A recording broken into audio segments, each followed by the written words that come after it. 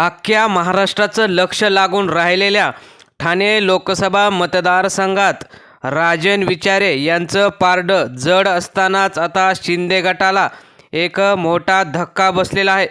राजन विचारे यांच्यासमोर नरेश म्हस्के यांचं आव्हान काहीच दिसत नाही।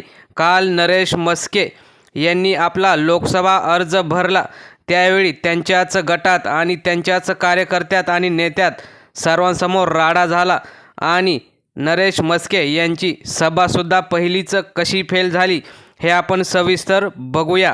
राजन विचारे यांनी आपला दुसरा राऊंडसुद्धा पूर्ण लोकसभा मतदारसंघात प्रचार करून झाला, परंतु शिंदे गटाला उमेदवार भेटत नव्हता। काल उमेदवार भेटला आणि त्यांचा अर्जसुद्धा भरून झाला, मात्र नरेश म्हस्के जिथे जातात तिथे लोक त्यांचं भाषण ऐकायला तयार नाहीत। नवी मुंबई तर भाजपाच्या सर्वच पदाधिकाऱ्यांनी म्हस्के यांच्या विरोधात नाराज होत राजीनामे दिलेले आहेत। अर्ज भरल्यानंतर नरेश म्हस्के यांनी सभा घेतली, मात्र त्या सभेत सर्वच रिकाम्या खुर्च्या दिसत होत्या।